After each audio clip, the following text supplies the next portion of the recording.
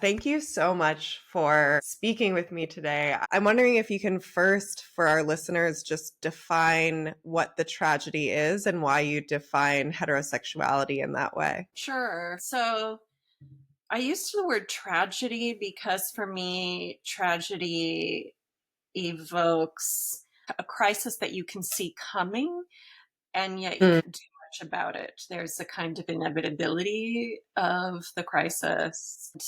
And to my mind, because the book is so much about the way that this crisis is reproduced with every generation, despite feminist critique and analysis and intervention, and yet it still happens and people still invest in the fantasy of what heteronormativity will provide. For me, that's what made it feel tragic. I guess, I could have used other kinds of words, but it's that perpetual, ceaseless. I think in the book I call it, that there's a kind of uncanny attachment to heterosexuality that doesn't make a lot of sense in terms of its deliverables. And of course, I don't mean heterosexual sex or even in a certain way, a heterosexual relationship. It's about straight culture and it's about the promises of straight culture. Yeah, that was kind of a tricky discernment between the two. And I think what you say that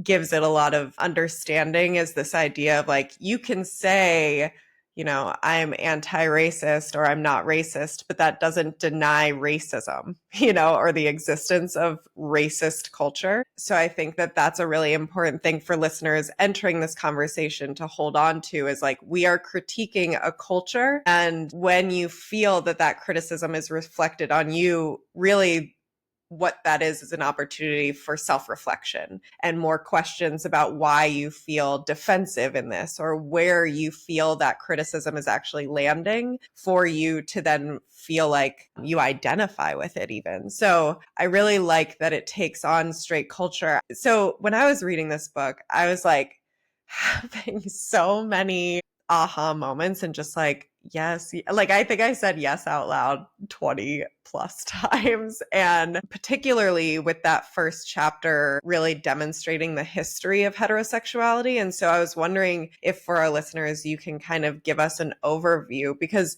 this idea that men are lusting for women or want women but don't particularly like women is so prominent in today's culture. And even I was on Instagram earlier and there was this post that was like, study reports women speak 1,000 more words a month than men or something like that. And I went into the comments and every man was like, yeah, you better, like, you best know this. Like, we all have to listen. And then all the women in the comments are like, it's because we have to say the same thing twice and da da da. And just the hatred among the two was so evident in this post today. And unpacking why that may be from a historical perspective was so fascinating. So yeah, I'm wondering if you can just give that overview. Sure. Yeah. So I think most people know or have an inkling of awareness that marriage, heterosexual marriage, for much of human history was mostly an economic and pragmatic kind of arrangement. It didn't require love or romance. And even though, we have some literary examples of that, for instance, it was rare that would be foregrounded, and people were sort of fortunate if they felt that kind of attachment to each other, because really marriage was a site of labor,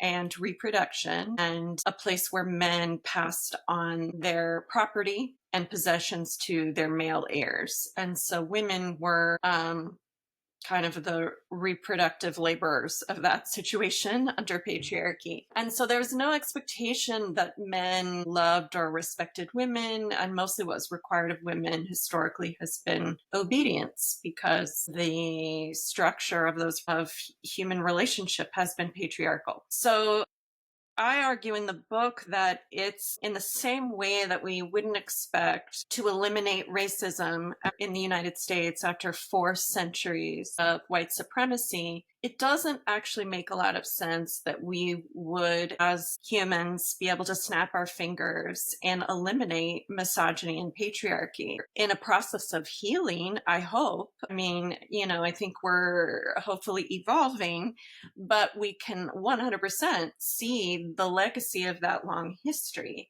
And that history doesn't start to change really until the 20th century. And if we're talking about the history of heterosexuality, of course, there have been people since the dawn of time who've engaged in what we now call heterosexual sex, just as people always engaged in what we now call homosexual sex.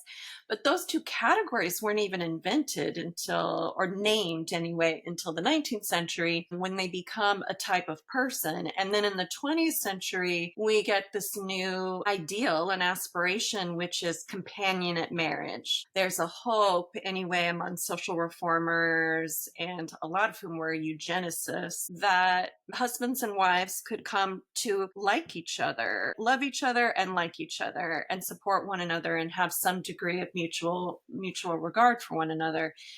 And what they found is that that was actually very difficult to accomplish, and it was difficult to sell actually to people, especially to men who didn't see what they stood to gain from that. And so there are many examples of this in the book from some of the early 20th century marriage advice manuals, and I draw quite heavily in this book on the feminist anthropologist Afsana Najmabadi's work in Iran, and on the transition to modern heterosexuality in Iran. And it's a very similar kind of story of the state, the medical profession, like different powerful institutions trying to convince men, try to not hate women. So the question becomes like, why would there be an investment in getting men to not hate women? And in the US, what I found by going into the archive is that,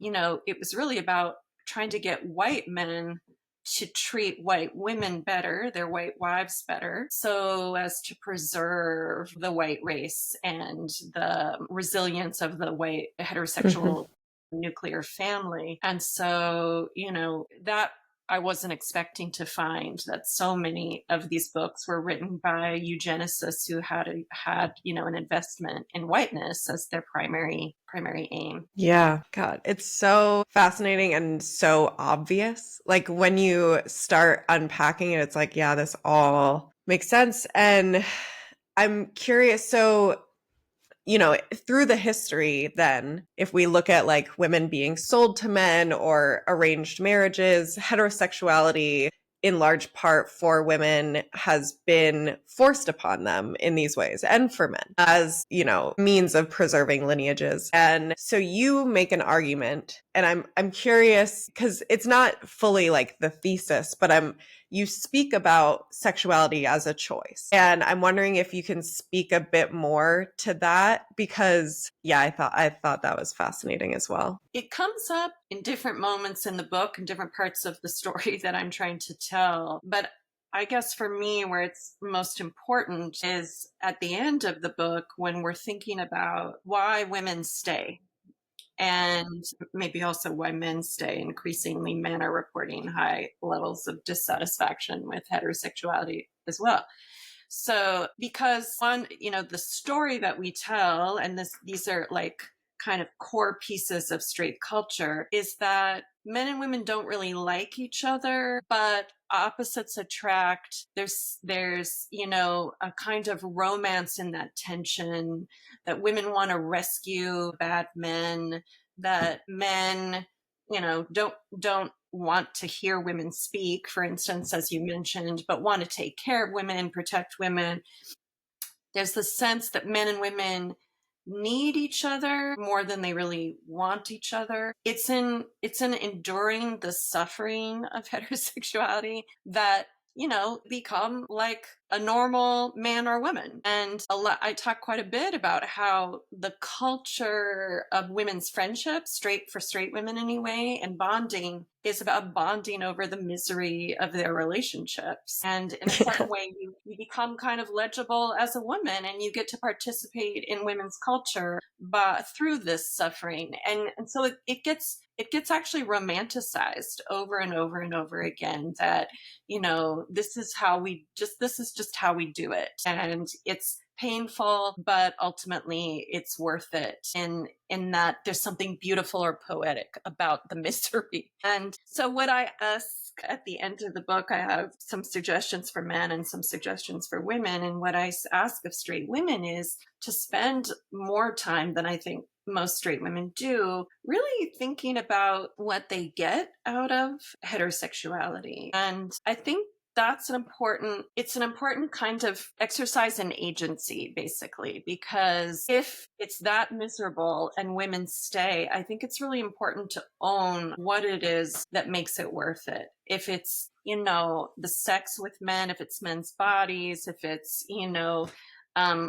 the even like something that we might feel, some straight women might feel some guilt about, like the protector element, to claim that rather than to continue to rehearse this narrative about how like there's no other choice, because now we know, of course, there's another choice. With each generation, more and more people come out as gay, lesbian, or bisexual, seeing remarkable growth in the number of people who identify as not fully heterosexual. And the last figures that just came out this year, that leap was primarily due to women, young women, and Z women identifying as bisexual. And to me, there's just no way around the fact that really challenges our understanding that we're all born with our sexual constitution intact. Because otherwise, what do we think is happening with each generation, to our genetic makeup or whatever? What we know is that when we create the option to, when we broaden our range of options for how to express our sexuality, people use those, they take advantage of them. And when we narrow them and we punish people, then they don't. So I don't know if that's what you were asking about, but that's where my mind went with that question. Yeah. In the book, you talk about how basically, there was this Freudian perspective that you brought up where children can experience, sexual feelings with inanimate objects or anything really. And then it gets channeled and socialized into these heterosexual norms, often because, although it's less now, many homes are raising children in heteronormative dynamics. And so that becomes just familiar. And it also is what is socialized. And so that becomes the story that we internalize, that we are just this. And so I like this idea that we can take ownership. And because one of the things that you said that I thought was really important was how for many men, it's this idea that like they just have this natural animalistic urge. And so there doesn't have to be any really critical thought about why they like women or what draws them to women outside of just this sexual organ desire. And I thought that was so interesting. I'm curious, as we're talking about men and women in these fairly like stark and narrow concepts, as we queer dynamics and we have more people who are identifying as trans, and then you have like women who are becoming men, is that even if they go into then like a seemingly heterosexual relationship, is there a difference there because there's like an inherent queerness to the trans experience? Or like at what point does heterosexuality's bounds end and queerness begin? Right. I mean, there's not one answer to that because there are many people, gay people, trans people, who are invested in the gender binary, who are invested in fairly conventional ways of thinking about gender and sexuality. So this is just to note that there's quite a political and ideological and cultural spectrum within these groups. I think the way that I want to answer that question is to say that queer people I would say specifically lesbians and lesbian feminists have been trying to intervene and help repair straight culture for many decades. We can see some places actually where lesbian feminists have offered something quite valuable to straight people. So one example of that, for instance, is around sex education, about sex and pleasure. So it used to be when I was growing up in like the 80s, if you wanted to go buy a sex toy, you would go to some sticky Hmm. shop that was dark, and there would only be men in there. And if you were a woman, they're going to stare at you, and you're probably not going to feel comfortable in that space. And what happened is that, queer feminists in the 90s started opening these feminist sex shops, Good Vibrations, Toys in Babeland, The Pleasure Chest, and these are well lit spaces staffed by really informed people of many different genders, but often almost entirely queer people who, have taught straight people, like, yeah, you can put your finger in a straight man's butt and it doesn't mean he's gay, or Yeah. you can incorporate a vibrator into your sex and it doesn't mean that this man is a failure because he's not, just basic things. And so I think queer people, in some ways, as I was writing this book, because I talked to many queer people about the book, and queer people complain about straight people all the time. And so one of the chapters, I kind of capture some of those complaints. And one of them was about like how tired we are of listening to straight people complain about their partners. It's kind of a alienating experience, and a baffling experience. And it's one, many a queer person has asked, do they even like each other? Like, why? So I think in some ways, as I was writing this book, I was thinking like, this is yet another offering from queer subculture to straight people, which is there's another way to think about relationship. And so at the end of the book, I offer to straight men that they could have a more lesbian way of relating to straight Yeah. women. That's my hope, anyway. Yeah, I loved that idea of like for especially straight men that it's not that they're straight, it's that they're feminist. Yes. And I think that that's a really important distinction. Like first for them to question what does it mean to be straight? But then for them, what does it mean to be feminist? And if that means loving women, then yeah, like you are a feminist and that doesn't make you gay and that doesn't make you like alt if that's something that you fear. And if there are fears around identifying with those groups, the groups that would give criticism or shame, like that's where we have to turn the critical gaze to. It's not like if you shouldn't internalize that shame, we need to explore and critique this culture, this straight culture, the patriarchy, all of these things that aren't working for men either. I see this in my students all the time. It's really not working for anyone. Yeah, I love the flip of the script where, so many straight people are like, I'm your ally to queer people. And they're like, oh, the fear and the danger of being queer. And it's like, yes, there is like danger to that, but also there's a lot of danger in being straight. And we see this in intimate partner violence and death by husbands and male partners. And yet we have this flipped narrative. And I love that you're like, actually, us queer people are your ally because y'all are endlessly complaining to us and we're like holding space and supporting you through this. So yeah, I really appreciated that. Thank you for acknowledging our labor.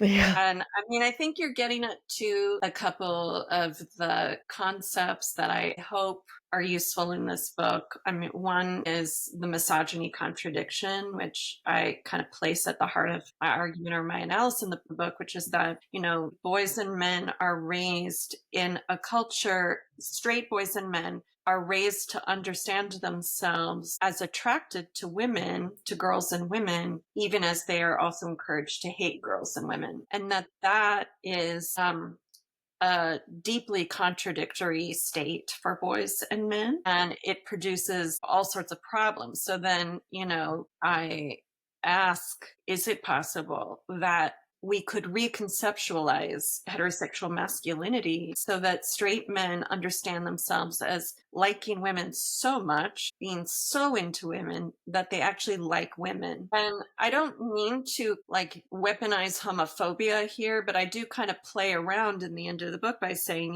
look, there's a way that straight men's attraction to women feels kind of half baked. It doesn't feel very convincing because straight men often seem like they have more respect for other men than they do for women. And so, maybe that's a bit gay. Yeah. Maybe Yeah. maybe you want to show the receipts on your real attraction to women, on your real heterosexuality. So that's why I say what we're trying to do here is not make straight people queer. What we're trying to do here is actually deepen heterosexuality so that people's experiences of it are aligned with what it claims to do or be. Yeah. I want to talk about the heterosexual repair industry because, my God, one of my previous partners is like heavy in the heterosexual repair industry, like Instagram gurus type. And it was just really fascinating to read about that in your book and think about how, the tragedy of heterosexuality has been commodified now. And so much of it really holds true to the binary of like, you even mentioned Esther Perel and like this idea that opposites attract, and the thing that decreases eroticism is familiarity, and you need to maintain some level of mystery. And so much of the heterosexual repair industry is fueled by female or women patrons who are so deeply unhappy that they're like endlessly looking for information and to do the work to try and make themselves better, to try and, we're burdening ourselves even more to try and figure out how to be happy in these heterosexual relationships. And so I'm wondering if, you can talk about that. And also, because I feel like what I'm pushed, even though I consider myself pansexual, I feel like I'm much more pushed on the heterosexual repair industry on my algorithms. And I'm curious if there is an existence of a homosexual repair industry or queer repair industry at all. Well, I'll answer that part first. I do see that for gay men. I have not seen it as much for lesbians. I think the thing that really is the alternative to this industry is feminism, a feminist framework that is part of your North Star in a relationship. Then that becomes like an ethical touchstone. And when you don't have that, there's, various kinds of hierarchies and power differentials go unchecked and people internalize them, and there's a lot of self-hatred. And I think because gay male culture is, there are age hierarchies, beauty hierarchies, body hierarchies that aren't checked by a feminist politics. It makes sense to me that there are these books that are like, how to get your dream man in 10 easy steps sort of thing, increasingly for gay men. So, basically the heterosexual repair industry is the industry that capitalizes on the tragedy of heterosexuality. So it's clear with each generation, men and women don't like each other. They're not getting along, and yet their heterosexual relationships are held up as the gold standard for relationship. And so what better possible, market demand could there be than these millions of people who are confused about what they're doing wrong, that their promised heterosexual happiness is not arriving. So this looks like, as you said, a gajillion self-help books, podcasts, social media influencers, workshops, therapy, just all the things. I would also say that there are products that I think arguably are part of the heterosexual repair industry too. Even, everything from like douching to certain beauty products to even certain kinds of diets and gym member, like they're marketed to people with the premise being that this might help resolve, that this will keep it hot, which is as is kind of the underlying message of Esther Perel and many others. And she's certainly very smart, and I think there's a lot of value in her work. But ultimately, many of these people return to the same premise, which is that because heterosexual relationships are not going to work naturally, there's certain kinds of labors and manipulations that you have to do to, smooth out the conflicts and contradictions, things you have to Mhm. do to your body, sexual and romantic things that you have to do to keep it sexy. And I think there's an alternative to that. And where I have found that alternative is in feminist relationship, specifically lesbian feminist relationship. Yeah, so I wanted to jump in before. Can you just define for those who are maybe confused or just don't know, what is a feminist framework? Yeah, I mean, for me, feminism is the movement for gender justice. I know that's kind of a dissatisfyingly broad umbrella, but for me, that's what it is. And it's important that that's what it is because it recognizes that all of the aspects of our gender identities, our gender expressions, how gender shows up in the world, the way we are gendered by the external environment, all of that is often unjust and is used against us. So to counter that, we need to have a critical analysis all the time about how gender is showing up in our, not just, our workplaces, our schools, our government, but also in our homes and in our relationships. So for me, feminist relationships are relationships where we together anticipate the inequalities that might appear in the relationship, and we actively work together to resist them. And so that can look like, you have monthly marriage check-ins. That can look like you have a parenting division of labor contract. That can look like, chore charts. I don't know, it can look Yeah, like a yeah. lot of things, but it's about making explicit that things are probably not going to go well unless we talk about this very, directly. Yeah. Yeah, I think, again, going off of the parallel of racism, like I teach in my class this concept of anti-racism, and it's not necessary, like you just saying, well, I'm not racist doesn't do anything for the cause. But to be anti-racist is to be intentional in creating safe spaces and speaking up and all of these things. And so, yeah, in thinking about like, it's not just like, well, I love women. It's like, no, are you going to be feminist though? Like, are you going to be anti-racist? Are you going to be feminist? Like, are you going to actually speak out and make a physical and visceral and all of the efforts to demonstrate your love for women? I think that's because, I'm curious, you have a son. Mhm. And I'm so curious in your raising of a son, how sexuality is being framed for him, if he comes out as like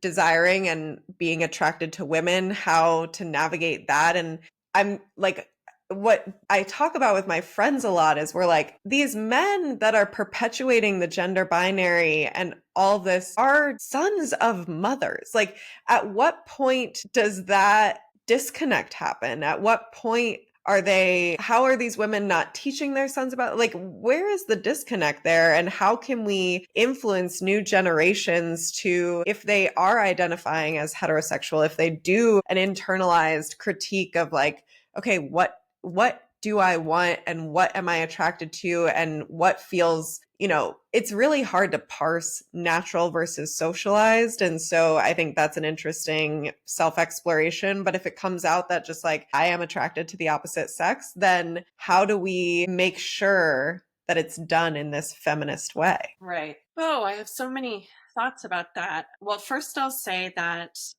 I have the book that I'm working on right now is a parenting book that answers precisely some of the questions that you raised. I mean, I think it's worth noting that, especially after Michael Brown was killed and BLM was formed, Black Lives Matter was formed, a national infrastructure of organizations were created where white people who wanted to do racial justice work could go and get plugged in and do that work. And so I, for instance, started a chapter of a national organization called Surge, Showing Up for Racial Justice. It's specifically for white people who want to get involved in doing anti-racist or racial justice work in their communities. We have not a one similar organization for feminist men. We require pretty much nothing of feminist men. We're really excited if a man just is willing to wear a t-shirt that says, this is what a feminist looks like. We just got real thrilled about men even using the word.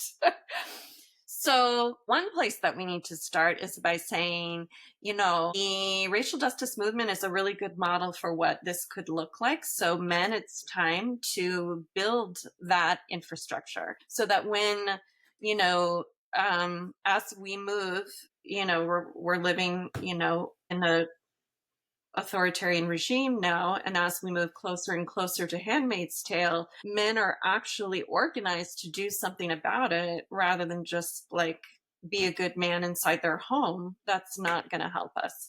So you always have to start, with personal transformation, but then the very next step is get organized, connect with other feminist men, get out there doing this work. And it's baffling to me, I've heard women say, well, can you imagine a group of men together, trusting a group of men to get together and talk about feminism? And to me, that sentiment is precisely the problem. It's like women don't trust. They want to mother men, or they want to get in there and micromanage. It's like, I can imagine it because I dream of it all the time that men would do that because they need to do that. Yeah. So maybe they need more of the invitation. I don't know, but I'm putting it out there every day. Organize. Get yourself organized. Yeah. Yeah. I'm so caught in this idea of the choice and really doing a critical self-analysis of what is being socialized. Because I know, I hear this sentiment all the time, like, I wish I was a lesbian. It would just make my life so much easier. Or even I hear that from men of being like, I wish I was gay. It would just be so much easier. And so there is this sentiment that there is no chance. Like, I've tried and I'm just not sexually drawn to the idea of a vulva or of a penis or whatever. Do we think, in your mind then, is that because we've been socially, shaped to believe that these things are wrong? Or do you think that there are just these natural draws to certain genders? Yeah. I mean, I think that what I personally believe is that is a complex mix. I think we do have reactions to bodies that are very real, to the smell even of body part. Like my wife is like one of those people who's like, well, maybe I could have been with men, but I hate the way they smell.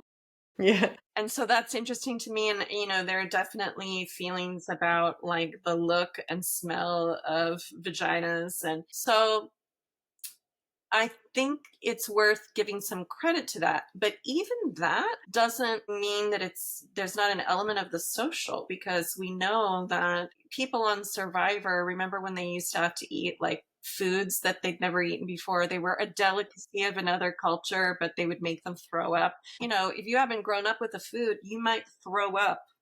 And that's very real. And yet someone else thinks that's the best food ever. So even our bodies get oriented towards certain kinds of desires and feelings, and they become very real to us. They feel like home. I'm someone who's very interested in all realms of my life in kind of pushing on or exploring things that I take for granted about myself. Why am I femme? What would it be like if I wasn't? I've always, I was straight for a while, and then I was bi for a second, and then I was a lesbian. But once I came out as a lesbian, I was pretty much exclusively only interested in female masculinity, people who at the time were called butch. And I was like, what's up with this? So I was very interested in sexual experiments, What would it be like to be with another femme? What does that bring up in me? Why am I having a resistance around that? I wasn't intending to do this, but it just sort of happened organically. I've been coaching women, mostly who are come out late in life after a long marriage to a man. And in many ways, some of these women experience that as a kind of rational or pragmatic choice, that the relationship with men did not serve them, was painful, and that they have so much more alignment with and love and respect for women, that why not make that, where sex and partnership lies. So that's been very rewarding and interesting to me, to do that work. I know it's possible because I've seen it. Yeah. Yeah. So when straight women say, I wish I could be a lesbian, yeah, I always first ask, well, have you tried? I make sure they know that it's not that hard. You just do it. And then if people are like, no, really, I really am drawn to men, well, then great, that's fantastic news, because that means that you have clarity about why, what's worth it Mhm. about those relationships. Yeah. So for women and men, for women first on the dating scene who are going on dates with men, what might be some of the important questions or things to suss out to ensure that there might be, and I struggle with this question because I don't want it to be like within the heterosexual repair industry framework, but to ensure that there is a feminist framework, what might be some things to look out for, some questions to ask, some reflective prompts to provide? Geez, I mean, I would hope that women could simply ask, are you a feminist? I am. That's important to me. Yeah. And then if he says no, wow, that's really useful information. Yeah. If he Yeah. says yes, then, oh, amazing. I love that. What does that mean to you? Yeah. I mean, I think nobody wants to feel like they're being tested. That could be in a kind of an intense, tell me what your definition of feminism on this date. But checking in around that basic ethical, I'm not even going to say political, to me, it's ethical, an ethical alignment. Like, do you care about what happens to girls and women in this world? Are you noticing the attacks on women's basic Yeah. freedoms that are happening right now? Yeah. What are your thoughts on that? Are Yeah. you disturbed? I mean, that's just kind of being a human right now, 101, I would hope. The problem is that I'm hearing that men are catching on to the fact that women are more likely to agree to go on dates with them if they appear to be more liberal on dating apps than they are. And that's really telling, that men are willing to lie about Yeah. that, to misrepresent themselves. And I also recently went to Paris to give a talk, and while I was there, I was talking with a journalist, a feminist journalist, and she was saying, and she's an expat. She had moved from the US to France recently, about a year and a half ago. And she was saying that in Paris, sexism certainly exists, but misogyny is not palpable in the way that it is in the United States. And I asked her what she meant by that. And she said that it feels in Paris that men are very interested in women. There's a sort of respect and admiration for women. And it might be, it is driven in part by like, women are beautiful. I want to have sex with women, women, women, women. But it's not like you scratch the surface and then right underneath there is like, fuck you, bitch, in the way Yeah. that Yeah. in the US, the vibe is one of like often kind of contempt, conquering you. And so I say this only to say that, some of this is about American masculinity. And I think what's hard for American women right now is that I think many of us assumed that with each generation, men would get more feminist. And what we're seeing actually is that that is not happening. In fact, it's going, younger generations of men are becoming more conservative and more receptive to misogynistic baiting, by other men, kind of recruiting them into that way of thinking. Yeah, it's terrifying. So Yeah.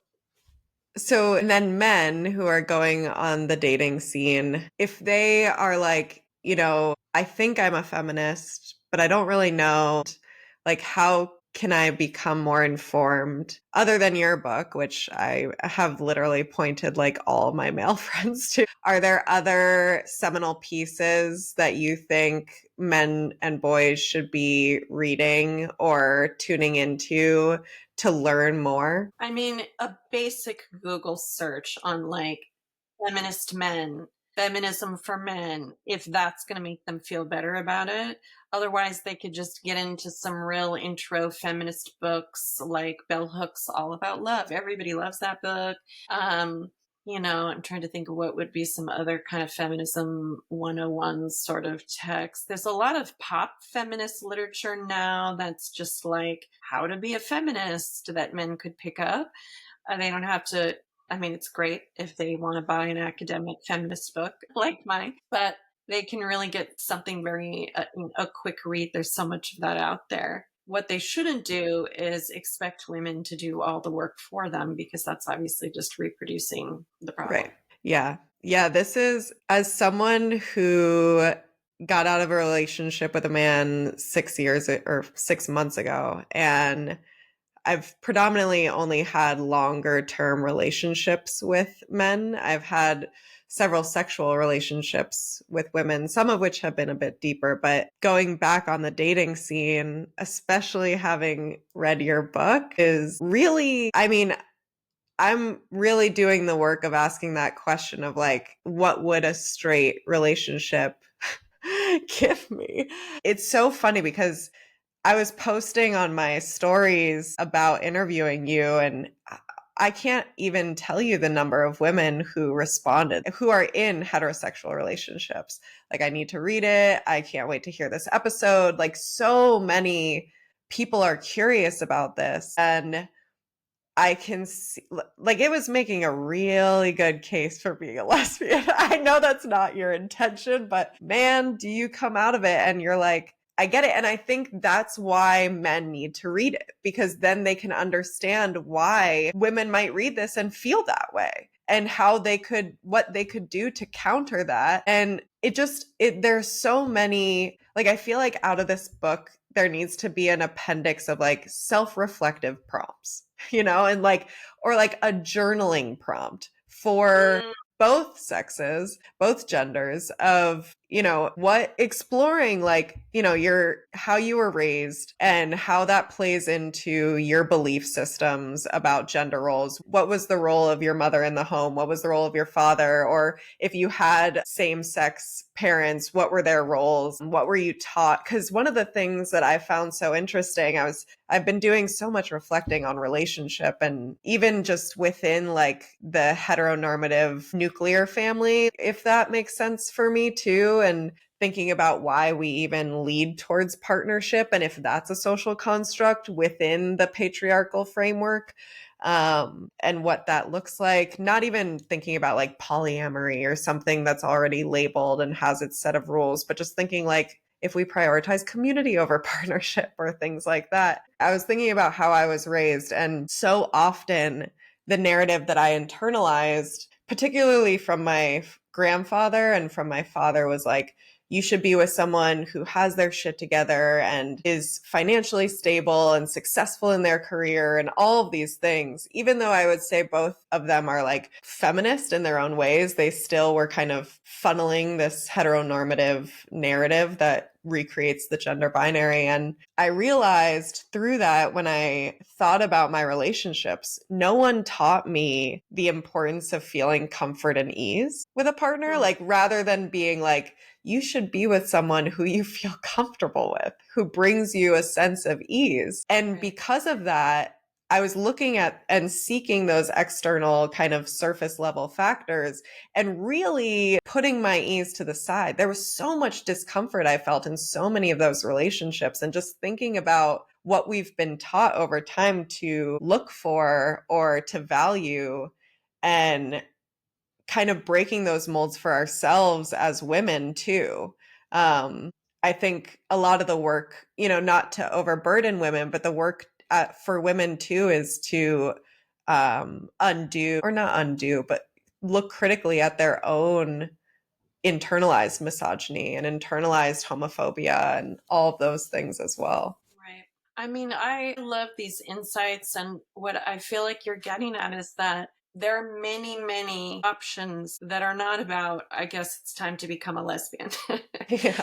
That are sometimes it's about right sizing the relationships with men, because for many women, I think, they enjoy sex with men or they enjoy certain kinds of things, but partnership with men is not really working for them. Well, great. You don't have to be partnered with men. You can have sex with men, you can go out with men, whatever. You can, exactly as you said, you can make your friendships more primary in your life. You can make community more primary in your life. Many women get to a point where they decide that sex isn't that important to them anymore. Many women get to a point where they decide that they are happy being in their marriage, but they need to have they need to have a room of their own. They need their own bedroom. Some women actually get up the courage to say, need my own apartment and let's stay together, but I need my own space. This often doesn't happen until women go through menopause. There's something kind of magical, I think, where women are like, can't, I no longer can put up with this. And women kind of find their power and start asking for the things that they need. And often there's an element of autonomy, because so much of being a woman is service, service to men, service to kids, where women kind of take that back. The other thing that you identified is ease being important in a relationship. And that's a really beautiful one. For me, probably first and foremost is values alignment. I'm not a religious person, I'm an atheist. So my politics are my ethical system. And I just could not be with somebody who didn't share them. And it creates a safe container. It also creates a hot container, because for me, feminism is very sexy. So that keeps the fire stoked. And queerness, the absence of sexual shame, sexual creativity, honesty, sexual honesty, which often isn't part of some straight relationships. All of these, I think this is a thing, kind of getting back to part of why straight people have to do so many things to keep it sexy is because they're not actually being real with each other. Because being real with other people is very intense, and that can really animate a sex life. Totally. God, I literally need 3 more hours, but I want to be mindful of your time. There's just so many questions, and I hope that people leave this conversation not feeling defensive. So I just did an interview with Prentice Hemphill, and they're a somatic practitioner. And in the interview, they were saying I am constantly in healing. I'm always a work in progress. And in response, there was kind of my gut response was oh God, that sounds so exhausting. And their response to that was it's way more exhausting to repress and suppress and all these things. And I think when thinking about the exploration outside of heterosexuality, or the exploration of what it means to be in a feminist relationship, to some people that might be oh God, that's so much work, or I don't even know where to start, or that seems really intimidating. But then on the flip side of thinking about the work that it takes to be in an unhappy relationship and the pain and the suffering that we go through in that. So just kind of as a reminder that it's you got to choose the path you want to, maybe even if it is work, which is ultimately going to lead to a greater sense of liberation and truth and happiness. So I hope that people leave this conversation feeling energized, feeling more curious, and just more open to these very important questions that you pose to all of us around what sexuality is, what relationship can look like, and where it can go. Because I think the other thing that I don't want people to leave feeling is hopeless. And I think that you do a good job, particularly at the end of the book, in giving a sense of hope that there are ways that we can have deep heterosexuality, as you describe it, and thinking about how to engage in these feminist hetero relationships. I love the call out of being like, y'all, it's a little gay that you don't actually love women. That's so good. Yeah, I'm going to hold on to that. Thank you so much. I love everything. I'm a big fan of Prentices, and I love everything that you just said about that. And I do feel hopeful, if only because we can only go up from where heterosexuality is. Totally.